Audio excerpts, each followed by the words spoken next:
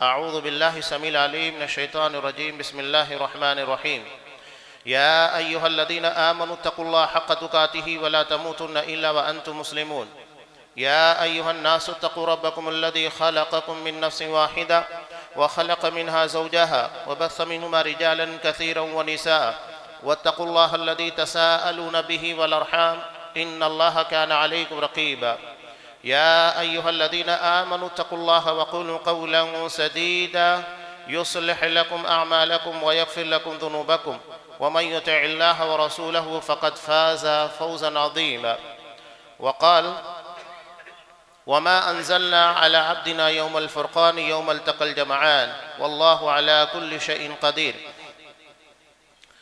تمام قسم کی تعریفات اللہ رب العالمین وحدہ لا شریک کے لیے لائق و زیبا ہیں، جو ساری کائنات کا تنہا خالق و مالک ہے، اور بے شمار درود و سلام ہو اللہ کے آخری نبی جناب کریم محمد رسول اللہ صلی اللہ علیہ وسلم کی ذات مقدسہ پر۔ محترم سامعین، عزیز ماں اور بہنوں، سن 2 ہجری 17 رمضان المبارک یہ اسلامی تاریخ کا ایک عظیم الشان دن ہے۔ قرآن مجید نے جسے یوم الفرقان کہا، یعنی حق اور باطل کے درمیان فرق کر دینے والا دن۔ اسی دن غزوہ بدر پیش آیا، قرآن مجید نے اسی کو یوم الفرقان سے تعبیر کیا۔ تاریخ اسلام کا ایک عظیم واقعہ، آخر قرآن مجید نے اسے یوم الفرقان کیوں کہا؟ حق اور باطل کے درمیان فرق کرنے والا دن۔ اس کی کئی وجوہات ہیں۔ غزوہ بدر یہ اسلام اور کفر کے درمیان لڑی جانے والی سب سے پہلی جنگ تھی۔ مسلمان بے سر و سامانی کے عالم میں تھے، کمزور تھے، تعداد میں اسلحے کے اعتبار سے کفار اور مشرکین کے مقابلے میں بہت کمزور تھے، لیکن اس کے باوجود اللہ تبارک و تعالیٰ نے اہل ایمان کی نصرت کی، مدد کی، جس کی بنیاد کے پر وہ یہ جنگ جیت گئے۔ اور یہی سب سے بڑا پیغام ہے، جس کی طرف اللہ کی نصرت اور مدد ہوتی ہے وہی دنیا میں کامیاب ہوں گے، بظاہر انسان کے پاس کتنا ہی کچھ کیوں نہ ہو۔ آج مسلمانوں کے مقابلے کفار اور مشرکین کے بارے میں آپ خود دیکھیے، ان لوگوں کے پاس جنگی ہتھیار زیادہ ہیں، افراد زیادہ ہیں، ہر اعتبار سے قوت اور طاقت ہے، لیکن یہ مسئلہ مسلمانوں کے لیے نہیں ہے۔ علامہ اقبال نے کہا تھا، بازو تیرا توحید کی قوت سے قوی ہے۔ ان بازوؤں میں ذہن و دماغ کے اندر، ہمارے عقیدے میں، ہمارے منہج میں صلابت ہونی چاہیے۔ اگر یہ اصحاب کرام کی طرح ہے تو یقین جانیے کہ اللہ کی مدد بھی ہمارے ساتھ ہے، یقیناً ہم فتح یاب ہوں گے۔ اصل فتح یہی ہے کہ ہم اہل ایمان میں سے ہو، ہمارا ایمان، ہمارا عقیدہ اور ہمارا منہج درست ہو۔ جنگ بدر اس کے پیش آنے کی بڑی وجہ یہ تھی کہ کفار میں سے کچھ لوگوں نے مسلمانوں کے قافلے کے اونٹوں کو بھگا لے گئے، جس کا پیچھا مسلمانوں نے کیا، اونٹ بھی حاصل کیا، اور نبی کریم صلی اللہ علیہ وسلم نے اس بات کی اجازت نہیں دی تھی، لیکن ایک کافر اور مشرک کو مار دیا گیا۔ مشرکین مکہ کو یہ بات بہت زیادہ بری لگی کہ یہ تھوڑے سے نہتے مسلمان آج ہمیں آنکھ دکھانے اور ہمارے خلاف کھڑے ہونے کے کگار پر ہیں۔ اس سے پہلے کہ یہ لوگ اپنی طاقت اور اپنی قوت کو مضبوط کرے، ہم اسے مٹا دیتے ہیں۔ نبی کریم صلی اللہ علیہ وسلم ادھر مکہ کے اندر مسلمانوں کے ساتھ جو ظلم ہوا، ان کی زمین و جائیداد کے پر مشرکین مکہ نے قبضہ کیا، اس کی بھرپائی کے لیے۔ اور یہ بھی معلوم تھا کہ وہ قافلہ جو حضرت ابو سفیان رضی اللہ تعالیٰ عنہ، جو اس وقت مسلمان نہیں تھے، 1000 اونٹوں کے پر مشتمل تھا، اور اس کی دیکھ ریکھ کے لیے صرف 50 آدمی تھے، اور کروڑوں کی مالیت کا قافلہ تھا۔ آپ صلی اللہ علیہ وسلم اس کی تلاش میں نکلے، اس لیے کہ مسلمانوں کی زمین جائیداد ساری چیزوں کے پر مشرکین مکہ نے قبضہ کیا، اور پھر اس قافلے کے مال کو مسلمانوں کے خلاف استعمال کیا جانے والا تھا۔ ہر اعتبار سے مشرکین مکہ نے کوشش کی، یہود سے معاہدہ کیا، اور مسلمانوں کے درمیان رہ رہے منافقوں کا سردار عبداللہ بن ابی، اس سے معاہدہ کیا، لیکن وہ کامیاب نہیں ہو سکا۔ نبی کریم صلی اللہ علیہ وسلم کو جب معلوم ہوا کہ عبداللہ بن ابی یہ منافقوں کا سردار، اس کے ساتھ مشرکین مکہ کے روابط ہیں۔ تب آپ صلی اللہ علیہ وسلم نے اسے سمجھایا۔ جب مشرکین مکہ نے اسے لڑنے کے لیے آمادہ کیا تھا، کہا کیا تم اپنوں سے لڑو گے؟ یہ مدینہ کے اندر رہنے والے مسلمان سب تمہارے رشتہ دار ہیں، کیا تم اپنے بھتیجوں کے، بھانجوں کے، چچا ان لوگوں کے خلاف تلوار استعمال کرو گے؟ آخر وہ ڈر گیا، پیچھے ہٹ گیا، اور اس طرح مشرکین مکہ کا ایک داؤں ناکام ہو گیا۔ اب جب آپ صلی اللہ علیہ وسلم اہل ایمان کو لے کر، جس میں 60 مہاجرین تھے اور 253 یہ انصاری صحابی تھے، مدینہ کے رہنے والے، قافلے کی تلاش میں نکلے، لیکن حضرت ابو سفیان رضی اللہ تعالیٰ عنہ جو بہت ذہین تھے، چوکنا تھے، انہوں نے جب احساس ہوا کہ ہمارے قافلے کے پر حملہ ہو سکتا ہے، فوری طور کے پر جاسوسی کے اقدامات اور اطراف کا جائزہ لینا شروع کر دیا، اور ایک تیز رفتار قاصد مکہ کی طرف بھیجا کہ قافلہ خطرے میں ہے، اس کی حفاظت کے لیے آدمیوں کو بھیجا جائے۔ حالانکہ قافلہ بچ نکلا۔ آپ صلی اللہ علیہ وسلم جب تک وہاں پہنچتے، حضرت ابو سفیان رضی اللہ تعالیٰ عنہ جو اس وقت مسلمان نہیں تھے، قافلے کو دوسرے راستے سے بچا کر آسانی کے ساتھ لے گئے اور مکہ پیغام بھیج دیا کہ ہمیں لڑنے کی کوئی ضرورت نہیں ہے، قافلہ حفاظت کے ساتھ مکہ کے راستے پر لگ چکا ہے۔ لیکن ابو جہل جو بڑی نخوت کے عالم میں، تکبر کے عالم میں مکہ سے نکلا تھا، کہا کہ یہ ہمارا مقابلہ کریں گے اور یہ ہمارے خلاف طاقت بن کر ابھر رہے ہیں، ہم انہیں مٹا دیں گے، ختم کر دیں گے۔ لیکن اس پیغام کے ملنے کے باوجود وہ باز نہیں آیا، حالانکہ 300 افراد اس لشکر سے نکل چکے تھے۔ اس کے بعد بھی یہ کہتا ہے کہ نہیں، ہم بدر کے مقام پر جائیں گے اور وہاں جانے کے بعد جشن منائیں گے تاکہ پورے عرب میں ہماری دھاک بیٹھ جائے کہ کوئی ہمارا مقابلہ نہیں کر سکتا۔ آخر کار جب یہ بات پیش آئی، اچانک لڑنے کی کیفیت، ایک طرف تو یہ تھا کہ قافلے کی امید میں تھے جس میں مال و اسباب ملنے والا تھا، لیکن اب تو یہاں پر جان کو داؤں پر لگانا تھا۔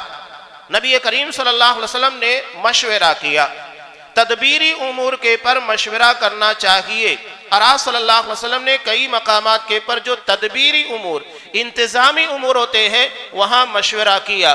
جو تعبدی امور ہیں، عبادت کے جو معاملات ہیں، وہاں مشورے نہیں ہیں کہ نماز 5 وقت تو پڑھی جائے کہ 4 وقت، نہیں، یہ طے ہے، نماز کے اوقات طے ہیں، نماز کی کیفیتیں، نماز میں کیا پڑھا جائے، سب طے ہے۔ ان معاملات کے اندر جو کہ تعبدی امور ہیں، مشورے نہیں ہوتے ہیں، مشورے انتظامی امور میں ہے، اور حکم دیا گیا ہے وَشَاوِرْهُمْ فِي الْأَمْرِ کہ آپ ان لوگوں سے معاملات کے اندر مشورہ کرتے رہیے۔ مشورے میں برکت ہے، ہر قسم کی جہاد اور ہر قسم کے معاملات سامنے آ جاتے ہیں اور بہتر رائے کے پر فیصلہ کیا جا سکتا ہے۔ انصار سے نبی کریم صلی اللہ علیہ وسلم کا معاہدہ تھا کہ وہ جس طرح اپنے بچوں کی، اپنی بیوی کی، اپنے مال کی حفاظت کرتے ہیں، وہ نبی کریم صلی اللہ علیہ وسلم کی بھی حفاظت کریں گے۔ لیکن یہ معاہدہ صرف مدینہ کی حد تک تھا، مدینہ کے باہر نہیں، اور بدر یہ مدینہ سے 130 کلومیٹر کے فاصلے کے پر واقع ایک مقام ہے۔ یہاں پانی کے کچھ کنویں ہیں جس کی بنیاد کے پر ملک شام جانے والے قافلے عمومی طور کے پر وہیں رکا کرتے تھے، اور یہاں بازار بھی لگتا ہے، اور آج بھی وہ پرانا بازار اپنی اسی کیفیت میں مٹی کا بنا ہوا موجود ہے مقام بدر کے پر۔ نبی کریم صلی اللہ علیہ وسلم جب نکلے اور اس طرح کے معاملات پیش آئے، آپ نے مشورہ کیا۔ حضرت ابو بکر صدیق رضی اللہ تعالیٰ عنہ کھڑے ہوئے بہترین بات کہی، حضرت عمر فاروق کھڑے ہوئے، آپ صلی اللہ علیہ وسلم کہہ رہے تھے لوگوں مجھے مشورہ دو، یہاں تک کہ حضرت سعد رضی اللہ تعالیٰ عنہ سمجھ گئے کہ اشارہ انصار کی طرف ہے، مہاجرین نہیں۔ تب وہ کھڑے ہوئے اور کہا کہ اللہ کے رسول، ہم وہ نہیں ہیں جیسا کہ حضرت موسیٰ علیہ السلام کو ان کی قوم نے کہا تھا، اذهب انت وربك فقاتلا اننا هنا قاعدون، جاؤ تم اور تمہارا رب لڑو، ہم یہاں بیٹھے فتح کا انتظار کریں گے۔ نہیں، آپ ہمیں برق گما تک لے کر جائیے، ہم وہاں تک آپ کے ساتھ لڑنے کے لیے تیار ہیں۔ آپ صلی اللہ علیہ وسلم نے جب مسلمانوں کی طرف سے یہ حوصلہ کن باتیں سنی، تب آپ صلی اللہ علیہ وسلم نے کہا کہ دیکھو، دشمن اپنی طاقت، اپنی قوت کے پر بھروسہ کر کے آیا ہے، اور ہم لوگ اللہ تبارک و تعالیٰ کے پر بھروسہ کر کے آئے ہیں۔ نبی کریم صلی اللہ علیہ وسلم نے اصحاب کرام کو لے کر آگے بڑھے۔ ایک جہت سے مسلمانوں کا قافلہ آ رہا تھا اور دوسری جہت سے مشرکین مکہ کا، اور اسی جگہ جہاں پر آج مسجد عریش بنائی گئی ہے، عریش چھپر کو کہا جاتا ہے، نبی کریم صلی اللہ علیہ وسلم کے لیے وہاں چھپر لگایا گیا تھا، اور آج اسی مقام کے پر مسجد عریش بنا دی گئی ہے۔ یہ میدان بدر کے سامنے ایک اوپری حصہ ہے جہاں سے آپ صلی اللہ علیہ وسلم مشاہدہ کر رہے تھے۔ مشرکین مکہ پہلے پہنچ گئے، حالانکہ اس سے پہلے آپ صلی اللہ علیہ وسلم نے کچھ ایسی چیزیں کی جو آپ صلی اللہ علیہ وسلم کی قائدانہ صلاحیت کی واضح دلیل ہے۔ آپ صلی اللہ علیہ وسلم کو آپ جس مقام جس میدان میں دیکھیں گے آپ باصلاحیت پائیں گے۔ آپ صلی اللہ علیہ وسلم نے سب سے پہلے جاسوسی کے اقدامات کیے، مشرکین کی تعداد معلوم کرنی چاہی، ان کی کیفیت کو معلوم کرنا چاہا۔ اس کے لیے حضرت ابوبکر صدیق رضی اللہ تعالیٰ عنہ کو ساتھ میں لیا اور ایک بوڑھے شخص کے پاس گئے، اور وہاں جانے کے بعد آپ کی ذہانت دیکھیے۔ سب سے پہلے آپ صلی اللہ علیہ وسلم نے مسلمانوں کے بارے میں پوچھا تاکہ اسے یہ احساس نہ ہو سکے کہ ہم کدھر کے ہیں۔ چنانچہ اس نے مسلمانوں کے بارے میں بتایا اور کہا کہ اگر بتانے والے نے خبر دینے والے نے صحیح خبر دی ہے تو مسلمان فلاں وقت نکلے ہیں اور اس وقت فلاں جگہ کے پر موجود ہوں گے، اور ایگزیکٹ اسی جگہ کے بارے میں بتایا جہاں مسلمان موجود تھے۔ اور اس کے بعد مشرکین کے بارے میں بھی اس نے ویسے ہی بتایا کہ خبر دینے والے نے اگر صحیح خبر دی ہے تو اس وقت مشرکین مکہ فلاں مقام کے پر موجود ہوں گے۔ اس کے بعد جب اس نے آپ صلی اللہ علیہ وسلم سے پوچھنا چاہا کہ آپ کون ہیں، اس لیے کہ بات ہوئی تھی، جب آپ صلی اللہ علیہ وسلم نے اس سے سوال کیا تو وہ بتایا نہیں، تب آپ نے کہا کہ کام کرو پہلے تم انفارمیشن دو، اس کے بعد ہم انفارمیشن دیتے ہیں۔ کہا کہ ٹھیک ہے، اچھی بات ہے۔ جب اس نے اپنی انفارمیشن دے دی اس کے بعد آپ صلی اللہ علیہ وسلم نے کہا کہ ہم اور تم ایک ہی پانی سے ہیں۔ کہنے کا مقصد یہ تھا کہ ہم سب کے سب آدم علیہ السلام کی اولاد ہیں۔ وہ پوچھتا رہ گیا کہ کیا عراق کے پانی سے ہو، یمن کے پانی سے ہو، کہاں کے پانی سے، یعنی نسل پوچھ رہا تھا۔ آپ صلی اللہ علیہ وسلم وہاں سے نکل گئے۔ کچھ اصحاب کرام کو آپ صلی اللہ علیہ وسلم نے مشرکین کی خبر گیری کے لیے رکھا، اس میں حضرت علی، حضرت طلحہ وغیرہ۔ جب ایک مقام کے پر گئے تو وہاں مشرکین مکہ کے سب کے جو پانی پلانے کے لیے غلام تھے وہ ملے، انہیں پکڑ کر لے کر آ گئے۔ حضرت علی رضی اللہ تعالیٰ عنہ ان لوگوں نے سمجھا کہ شاید یہ لوگ قافلے کے آدمی ہیں، پکڑ کر لے کر آ گئے۔ آپ صلی اللہ علیہ وسلم نماز پڑھ رہے تھے، نفل نماز ادا کر رہے تھے۔ اصحاب کرام انہیں لائے، سختی کرنے لگے۔ وہ بار بار کہہ رہے ہیں کہ دیکھو ہم لوگ پانی پلانے والے لوگ ہیں، اور صحابہ ان کے پاس سختی کر کے پوچھ رہے تھے نہیں تم قافلے کے آدمی ہو، جو بچ نکلا تھا۔ آخر کار انہوں نے مجبور ہو کر کہا، جب بہت ان لوگوں کے پر سختی کی گئی تو کہا کہ نہیں ہم قافلے کے آدمی ہیں۔ تب تک آپ صلی اللہ علیہ وسلم نماز پڑھ کر فارغ ہو گئے اور کہا کہ جب وہ سچ بول رہے تھے تم زیادتی کر رہے تھے، اور جب ان لوگوں نے جھوٹ بولا تو تم نے مان لیا۔ یہ لوگ دراصل قافلے کے نہیں بلکہ یہ مشرکین مکہ کے لشکر کے آدمی ہیں، یہ سقے ہیں، پانی پلانے والے۔ اس کے بعد آپ صلی اللہ علیہ وسلم کی ذہانت دیکھیے۔ راز لوگوں کو نہیں بتایا جاتا ہے۔ انسان اگر کوئی راز کی بات ہوتی ہے اس کے ذہن کے اس حصے کے اندر ہوتی ہے جہاں وہ محفوظ کرتا ہے، اور اگر اس تعلق سے کوئی بھی لفظ یا کوئی جملہ استعمال کیا گیا انسان فوراً چوکنا ہو جاتا ہے اور وہ بات نہیں بتاتا ہے، اس فائل کو نہیں کھولتا ہے۔ چنانچہ انہیں منع کیا گیا تھا کہ ہماری تعداد کے بارے میں کسی کو معلوم نہیں ہونا چاہیے۔ آپ صلی اللہ علیہ وسلم نے جب ان سے سوال کیا بتاؤ مشرکین مکہ کی تعداد کتنی ہے، وہ جواب ہی نہیں دے رہے تھے۔ اب آپ صلی اللہ علیہ وسلم کی ذہانت دیکھیے، فوری طور کے پر ایسا سوال کیا جس سے انہیں یہ لگا کہ آپ ہماری تعداد نہیں معلوم کرنا چاہتے۔ کہا کہ یہ بتاؤ روزانہ کتنے اونٹ ذبح کیے جاتے ہیں، نہر کیے جاتے ہیں۔ اب انہوں نے کہا کہ تعداد اور اونٹ کا کیا لینا دینا، بتا دیا کہ کبھی 9 کبھی 10۔ آپ صلی اللہ علیہ وسلم نے کہا کہ ان کی تعداد 900 سے 1000 کے درمیان ہے۔ آپ صلی اللہ علیہ وسلم نے بڑی آسانی کے ساتھ ان کی تعداد معلوم کی۔ اب ہوا یوں کہ مشرکین مکہ پہلے پہنچے اور پہاڑی علاقے سے آئے، دونوں طرف پورا پہاڑی علاقہ ہے اور بیچ میں میدان بدر واقع ہے، اور آج بھی اسی کنڈیشن اسی شکل کے اندر موجود ہے۔ جب وہاں پر پہنچے تو مشرکین مکہ جو زمین انتہائی بہتر تھی، یعنی جہاں پر قدم جمتے تھے، جہاں لڑنا آسان تھا، اس حصے کے پر قبضہ کر لیا اور مسلمان جس جگہ کے پر ٹھہرے ہوئے تھے یہ زمین دراصل ریتیلی تھی اور اس کی بنیاد کے پر وہاں کھڑے رہنا آسان کام نہیں تھا، اس لیے کہ وہاں دھول مٹی تھی، ریت زیادہ تھی، جس کی بنیاد کے پر وہاں اگر لڑائی ہوتی تو مسلمانوں کے لیے مسئلہ زیادہ پیچیدہ تھا۔ اب اللہ کا کرنا کیا ہوا؟ اللہ نے رات میں بارش نازل کی اور اس بارش کی بنیاد کے پر مسلمانوں کی طرف سے جتنا دھول مٹی پانی تھا سب کے سب کیچڑ کی شکل میں مشرکین مکہ کی طرف چلا گیا اور مسلمانوں کی طرف کی زمین انتہائی سخت ہو گئی جس کے پر پیر جمانا آسان ہو گیا۔ اب آپ صلی اللہ علیہ وسلم نے پانی بارش نازل بھی جگہ جگہ کے پر تالاب بنا کر پانی کا ذخیرہ کر لیا۔ جب آپ صلی اللہ علیہ وسلم نے پانی کو جمع کیا تو حضرت حباب بن منذر رضی اللہ تعالیٰ یہ بہترین جنگی ماہر تھے، جنگجو تھے، انہوں نے کہا کہ اللہ کے رسول آپ اس تالاب کے پر جو ٹھہرے ہیں تو کیا یہ اللہ کا حکم ہے یا تو آپ اپنے ذاتی مشورے کی بنیاد کے پر ذاتی رائے کی بنیاد پر یہاں رکے؟ کہا کہ نہیں، یہ میرا ذاتی مشورہ ہے۔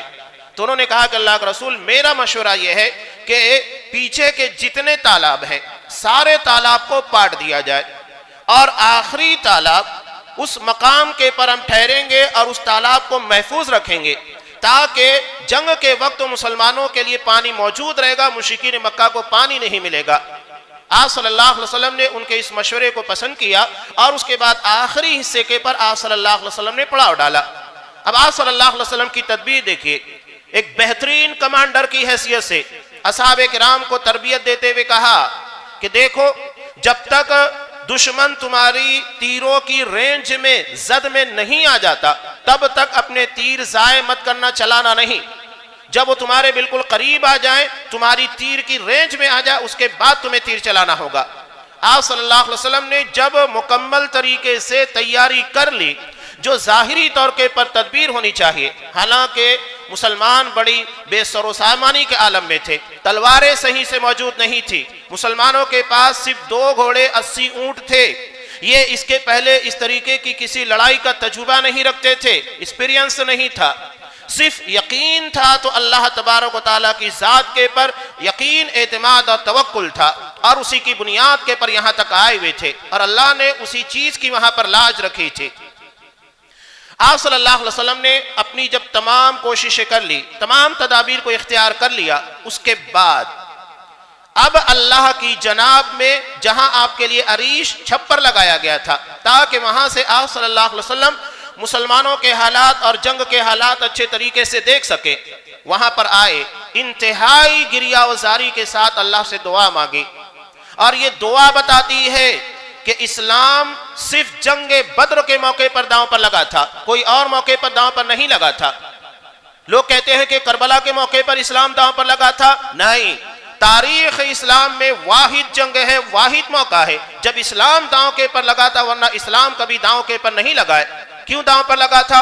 یہ پہلا واقعہ تھا اور اگر اس میں مسلمانوں کو فتح نہیں ملتی تو اس کے بعد مسلمانوں کا کوئی نام لینے والا، اسلام کی طرف نظر اٹھا کر دیکھنے والا، اسے قبول کرنے والا کوئی نہیں ہوتا۔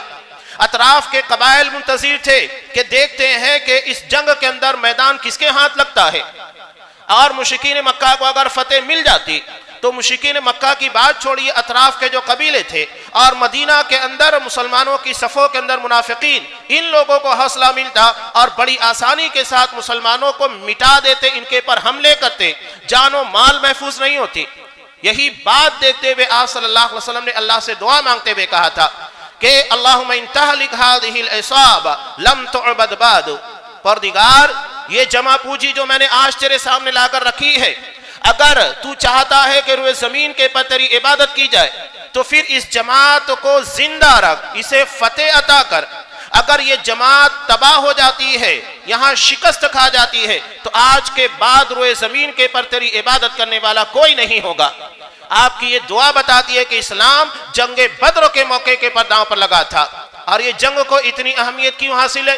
یہ جنگ غیروں سے نہیں، اپنوں سے لڑی جا رہی تھی، اس لیے کہ جب مبارزت ہوئی، پہلے طریقہ کار جنگ کا یہ نہیں تھا کہ ڈائریکٹ حملہ کر دیا جائے، بلکہ 2 3 آدمی آتے، ان لوگوں کے درمیان مقابلہ ہوتا، دھیرے دھیرے پھر جا کر کہیں ساری کی ساری جماعت ایک دوسرے کے مقابل آ کر کھڑی ہوتی، مبارزت ہوتی تھی، چیلنج کیے جاتے تھے۔ چیلنج میں مشرکین مکہ کی طرف سے 3 لوگ آئے، تینوں سردار، عتبہ، اس کا بھائی شیبہ اور عتبہ کا بیٹا ولید، ایک ہی خانوادے کے 3 لوگ تھے، 2 بھائی تھے، ایک بیٹا تھا۔ اور ادھر آپ صلی اللہ علیہ وسلم نے انصار میں سے 3 لوگوں کو بھیجا، ان لوگوں نے نام پوچھا تو کہا کہ نہیں، ہم تو اپنے بھائی بھتیجوں سے لڑنے کے لیے آئے ہیں، یہ مشرکین مکہ بتا رہے ہیں۔ اور اس جنگ سے پہلے قرآن مجید خود کہتا ہے کہ ابو جہل نے اللہ سے دعا مانگی تھی، قرآن مجید نے اسی کا تذکرہ کیا، ان تستفتحوا فقد جاءکم الفتح، کہ تم لوگوں نے فیصلے کا مطالبہ کیا تھا کہ اللہ ہمارے اور مسلمانوں کے درمیان فیصلہ کر دے، تو آج اسی فیصلے کا دن آ چکا ہے۔ ابو جہل نے اللہ سے دعا مانگی تھی کہ اللہ ان 2 گروہوں میں جو تیرا ناپسندیدہ ہے اور تیرا نافرمان بندہ ہے، تو اسے آج شکست دے دے، اور اللہ نے اس کی دعا قبول کر لی۔ وہی نافرمان تھا، وہی رشتوں کو توڑنے والا، وہی اللہ تبارک و تعالیٰ کے دین کا باغی تھا، اللہ نے اس کو فنا کر دیا۔ جب مبارزت ہوئی، عتبہ ہے، شیبہ ہے، ولید ہے، یہ تینوں کے تینوں آئے، ان کے مقابلے میں انصار آئے اور اپنا نام بتایا، تو انہوں نے کہا کہ نہیں، ہمیں تم سے کوئی لینا دینا نہیں ہے، ہم تو اپنے بھائی بھتیجوں سے لڑنے کے لیے آئے ہیں، انہیں بھیجو۔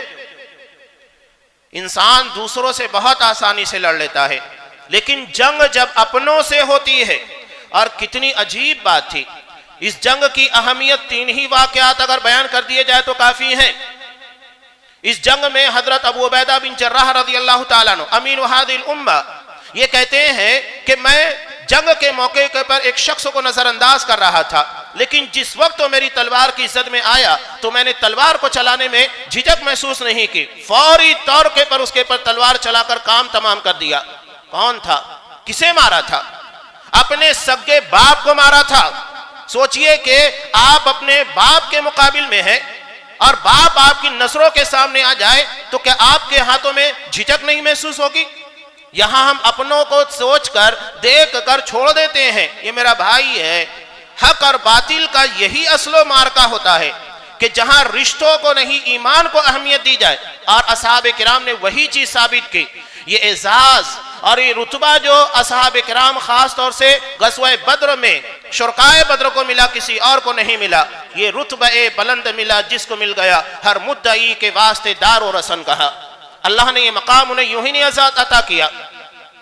بخاری کی روایت، اللہ کے رسول صلی اللہ علیہ وسلم نے کہا کہ اللہ نے اہل بدر کی طرف جھانک کر دیکھا اور کہا اعملوا ما شئتم قد غفرت لکم، آج کے بعد تم جو کام کرنا ہے کرو، تمہارے کسی عمل کے بارے میں کوئی باز پرسو نہیں ہوگی، میں نے پہلے ہی تمہارے سارے گناہوں کو بخش دیا ہے۔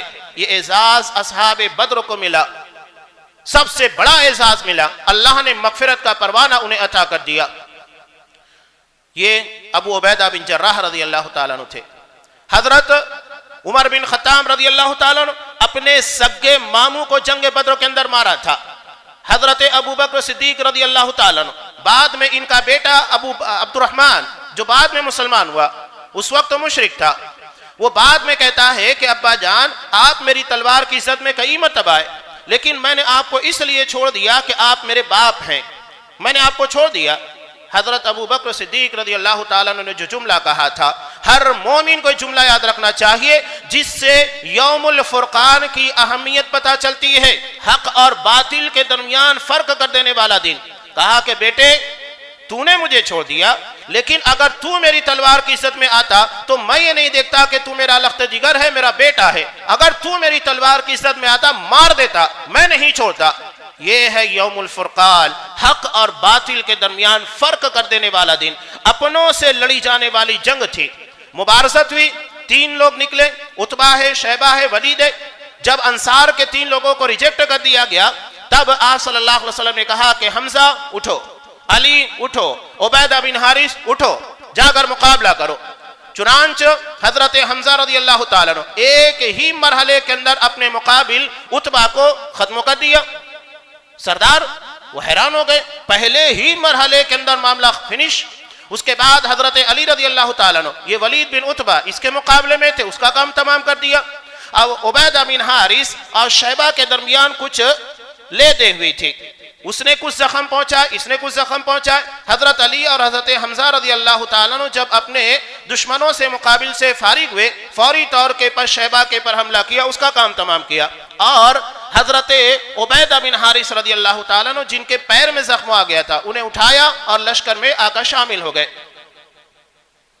مشرکین مکہ نے دیکھا جب پہلے مرحلے میں ہمارے 3 بڑے بڑے سردار مار دیے گئے، اس کے بعد انہوں نے مزید مبارزت چیلنج نہیں کیا کہ ہمارے 3 آدمی نکلے تمہارے 3، یک بارگی حلہ بول دیا، اور اس کے بعد اللہ تبارک و تعالیٰ نے اس میدان بدر میں اپنی نصرت کا مظاہرہ کیا، فرشتے نازل ہوئے۔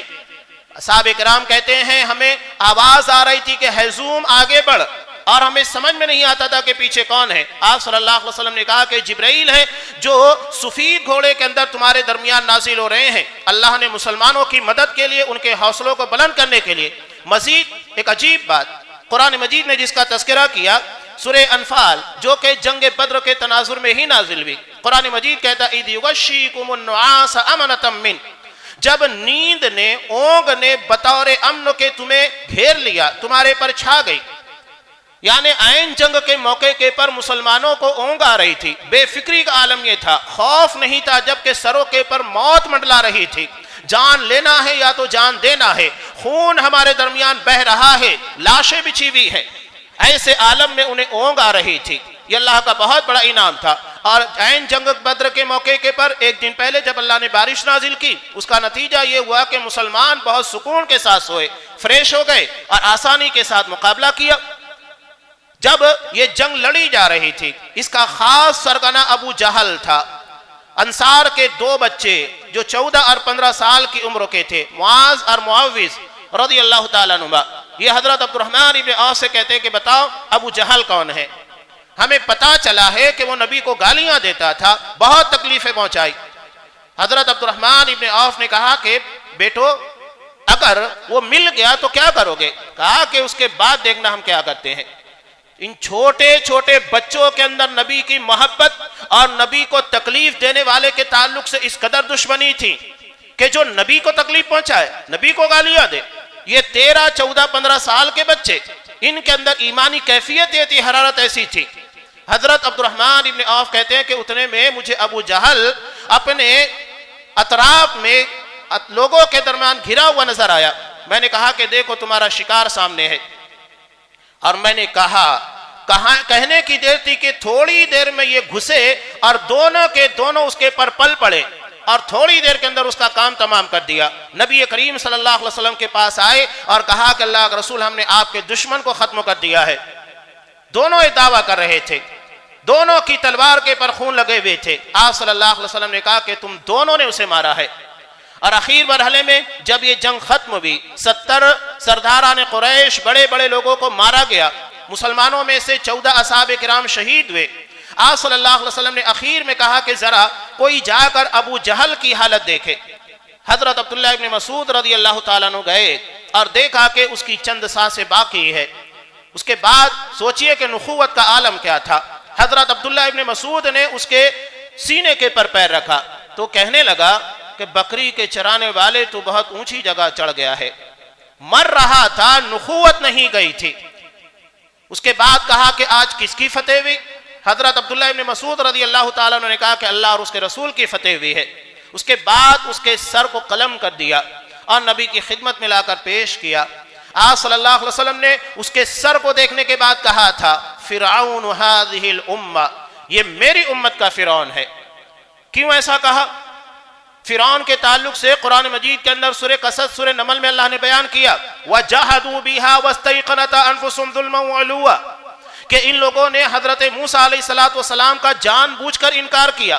جوہد عربی زبان میں کہتے ہیں جان بوجھ کر ساری حقیقتوں کا علم ہونے کے بعد انکار کرنا، اور فرعون نے وہی کام کیا تھا۔ اسے مکمل یقین تھا کہ حضرت موسیٰ علیہ السلام اللہ کے نبی ہے، اس کے بعد بھی وہ اور اس کے ماننے والے حضرت موسیٰ علیہ السلام اور اللہ پر ایمان نہیں لائے۔ یہی معاملہ فرعون هذه الامہ، اس امت کے فرعون یعنی ابو جہل کا تھا۔ ترمذی کے ایک روایت میں ہے جو کہ ضعیف روایت ہے، لیکن آیت سے اس کی تصدیق ہوتی ہے سورہ انعام کی۔ اس بنیاد کے پر حافظ صلاح الدین یوسف رحمہ اللہ نے اس کو بیان کیا ہے، کہا کہ ابو جہل نبی کریم صلی اللہ علیہ وسلم کو کہتا ہے یہ خاندانی رقابتیں بڑی خطرناک ہوتی ہیں، اور یہ چیز اہل عرب میں بہت زیادہ گہری تھی. وہ کہنے لگا، دونوں کے الگ الگ قبیلے تھے، یہ بنو مخزوم کا تھا اور نبی کریم صلی اللہ علیہ وسلم بنو ہاشم کے تھے.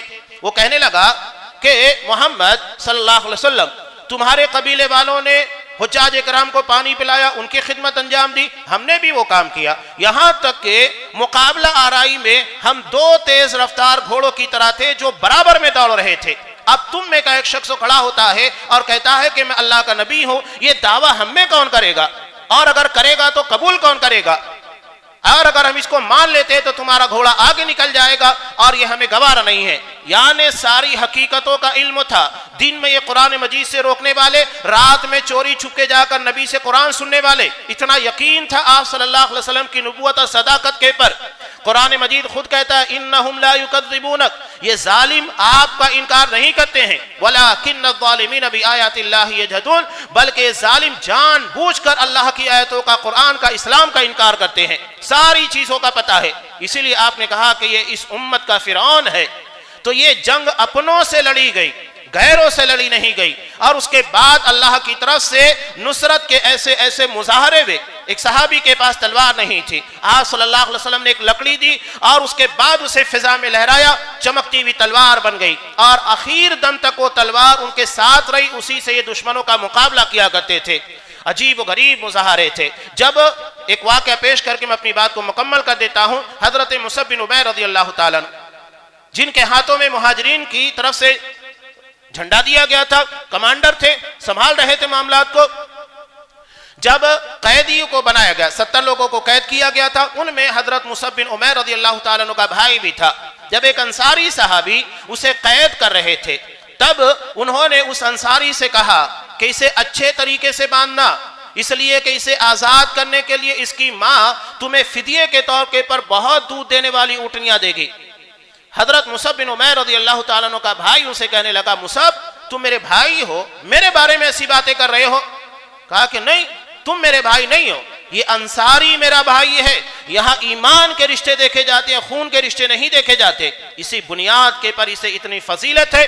جہاں ایمان کے رشتے کو تمام رشتوں کے پر اہمیت دی گئی اور یہی پیغام تمام اہل ایمان کو دیا گیا کہ ایمان کا رشتہ دنیا کے تمام رشتوں سے بڑھ کر ہے. اور شاعر اسی کے بارے میں کہتا ہے کہ فضائے بدر پیدا کر فرشتے تیری نصرت کو، اتر سکتے ہیں گردوں سے قطار در قطار. اب بھی اللہ تبارک و تعالیٰ اس پیغام کو سمجھنے کی توفیق دے، تمام رشتوں کے پر ایمانی رشتے کو اہمیت دینے کی توفیق عنایت فرما. ہمارے قلب میں، ذہن و دماغ کے اندر وہ ایمان اور وہ حرارت ایمان کی جو کہ اصحاب کرام کے اندر تھی، وہی ایمانی حرارت اور جذبہ ہمارے دل و دماغ کے اندر بھی پیدا فرما. آمین. بارک اللہ لنا ولکم فی القرآن العظیم ونفعني وإياكم بالآیات والذکر الحکیم. انہ تعالی جواد کریم ملک برؤوف رحیم.